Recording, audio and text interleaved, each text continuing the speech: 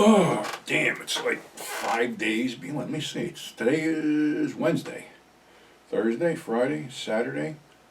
3 days before Christmas, 4 days before Christmas. Don't even feel like Christmas. Matter of fact, depending on where you are, there is supposedly a major storm headed our way that's supposed to basically slam us tomorrow night into the weekend, I guess.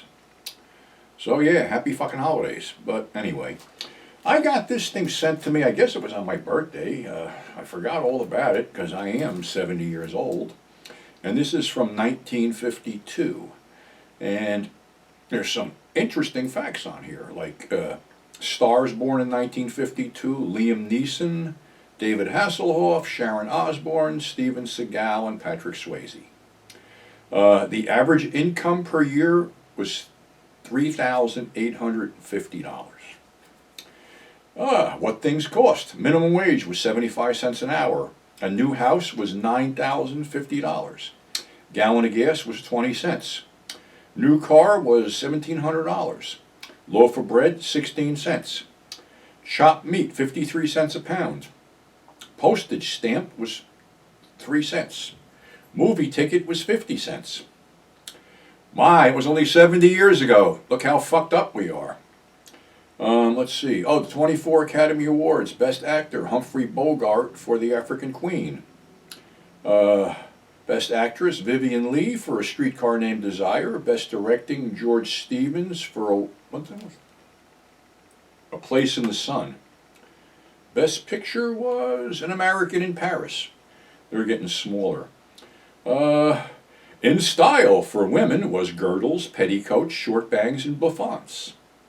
For men, fedora hats, suits, wingtip shoes, cardigans, sweaters, and leather jackets. Well, I still got my leather jacket, so fuck that. Let's see. What happened in 1952? U.S. President Harry S. Truman announces he will not seek re-election. 3 out of 5 families own a car. 2 out of 3 families have a telephone. 1 out of 3 families have a television. And the average woman in the United States would be married by 20 years of age. Okay. Movies. Big movies were Ivanhoe, Sailor Beware, Moulin Rouge, The Quiet Man, Hans Christian Andersen, and The Greatest Show on Earth.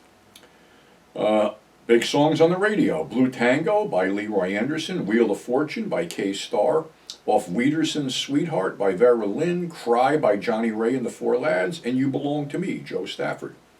50's slang. Get bent means go away. Unreal means exceptional. Go ape, get excited. I think those carried over. I actually get bent still carried over, but there's something there. But that's anyway, going back to the 50s and shit. But also when you go back to the 50s, and I said I was going to talk about this, about interacting with professional wrestlers and shit. Wrestling was huge on TV in the 50s, and according to my mother, I used to wake up when wrestling was on, and my grandfather would bring me down out of my crib and let me sit on his knee while they watched wrestling. So obviously, I got my wrestling from osmosis just by watching it as an infant. So when I got into the whole thing, and you're talking early 70s, if you lived in the New York, New Jersey area, especially like the New Jersey suburbs like Essex County, Passaic County, Bergen County, whatever, around northern New Jersey, you would occasionally run into a wrestler. Being that, the big promotion, Boots is here, hi Boots. The big promotion was the WWF. A lot of guys were brought in, for a program and hung around for maybe a year, so they would basically relocate to this area, rent an apartment or something for a year, and just stay in the area because the work was here. WWF covered Maine to Maryland. So what would happen is the big show in the New York area was, of course, the Madison Square Garden show. So after that show was over, they would have what they called house shows. And these were all run by veteran wrestler Gorilla Monsoon. He ran all the house shows in Jersey. And they would go to the colleges, high school gyms, some other venues. But this was all local, and what would happen is it would be basically 4 or 5 big names, a few undercard guys that you would know, and then, of course, the guys that lost every week on TV, the jobbers. So I can remember, and this is what, I might have said this before, this is what exposed the whole thing to me, because kayfabe was huge back then. If you don't know what kayfabe is, look it up. It's protecting the business. I remember that they broke the leg of one of the tag team champions, Louis Cerdan, at Madison Square Garden. The week after the Garden show, there was a show at Seton Hall, and we went to see the show at Seton Hall, and who was wrestling in a singles match? None other than Louis Cerdan. Remember, no internet, no way to spread this around. Everything was held tightly to the vest and kayfabed. So, like I said, after the Garden show, these guys would tour around. And I went to a lot of these shows. And like I said, the guy who was running it was Gorilla Monsoon, who was a legend in his time. But unfortunately, at this stage of the game, he was well past his prime, but would step into the ring. I remember going to a main event at Fairleigh Dickinson University, and it was Gorilla and Dominic DeNucci against Bugsy McGraw and Ivan Koloff. Gorilla was very obese at this time, completely out of shape, and DeNucci pretty much carried the whole match.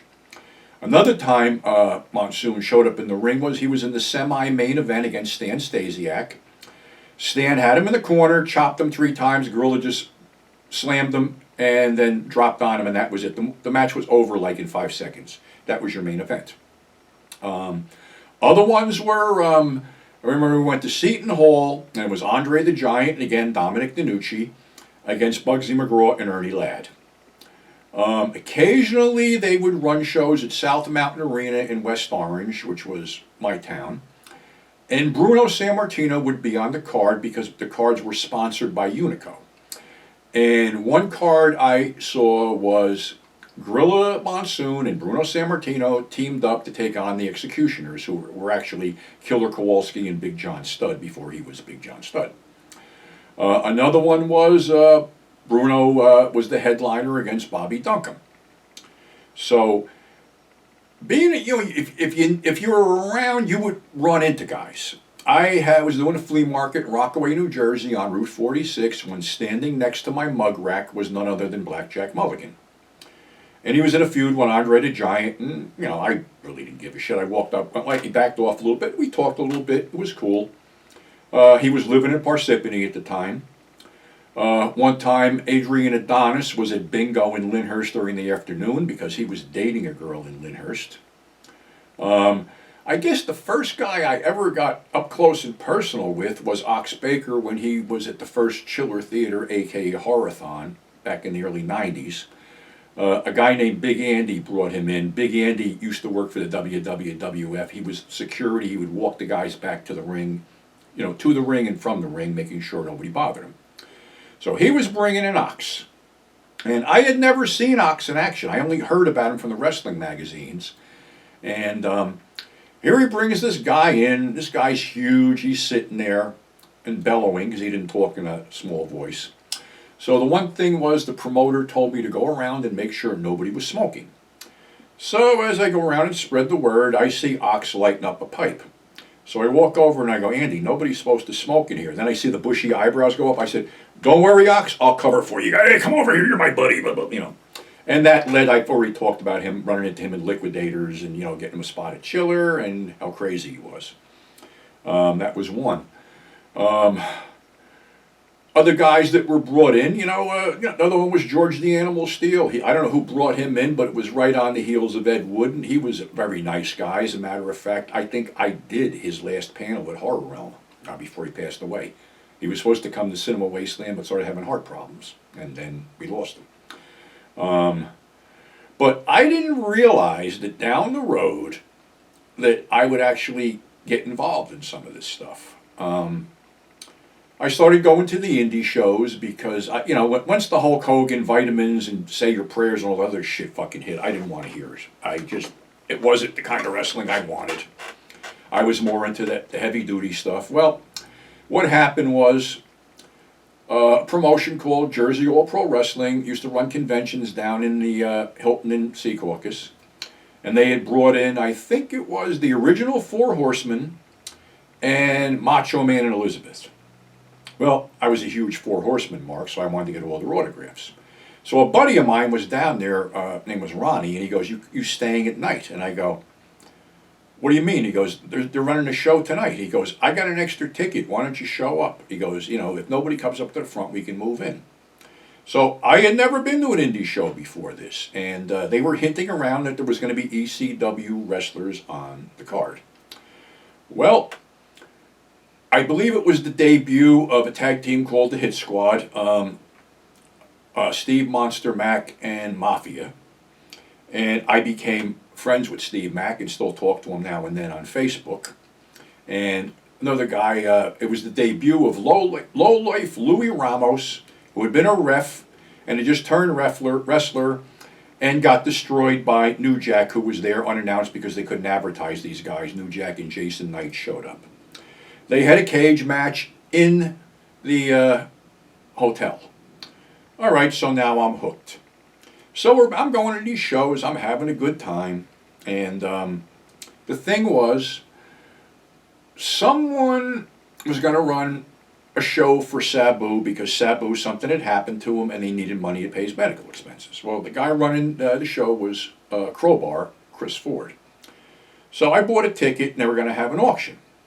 So I called up Chris and I said, you got anybody there that actually has done an auction? And he goes, well, no. And I said, would you like me to do it? Because I had done auctions for Chiller Theater. I throw a little comedy in and shit like that. So he said, sure, if you want to do it, that would be a big help. So I said, all right, I'll get there early. So I brought a bunch of shit too, because I wanted to help the guy out. Well, unbeknownst to me, Sabu was there. He was there early before the show started. Very cool guy, sat down and bullshitted with him for a while. I did the auction, everybody was happy. But what I didn't realize was, now people knew who I was. Next JAP show, I make a mistake. I wasn't the usual building we go to. I wind up in the locker room, everybody's shaking my hand, saying, great to see me, this and that and the other thing. I'm like, oh, fuck, I'm in. So I was never really involved, quote, in the business per se. RF Video and the Mick wanted me to tape matches. I shot a couple matches. They were going to hire me to do it, but then I got prostate cancer and I was on fucking Coumadin. So basically was told that if I got cut while doing this shit, I'd bleed to death. So I had to forego the videographer deal. But I still bounced around a lot, and I still ran into a lot of these guys. And I guess the most infamous story would be the Iron Sheik story. I got a call one afternoon from, I'm not going to mention who they were, but they told me they were down at the airport with the Iron Sheik, and he forgot his medicine. So I'm like, dude, the only thing I do is smoke. And he goes, well, that's, can you spare a little? I says, for you guys, yeah. So I drive down there, few joints, and I get to meet the Sheik. What a fucking cool guy. I mean, we're sitting there, we're smoking weed, he's showing me his medals from the Olympics, his pictures with Hogan, this and that and the other thing. So, he was a really cool guy. What I didn't know was after I left, Honky Tonk Man and New Jack showed up. They were still shooting a video in the hotel, which got out of hand, which you can get from RF Video. I think it's, oh, dude. I can't remember the name of the thing. It might have been, well, just look on it, you'll find it. It's, shit. I honestly can't remember the name of it, but they're going nuts in the room, smoking weed. At one shot, there's a vodka bottle that's full. Next shot, it's empty, and they get thrown out of the room. So, ran into the Sheik a couple times after that.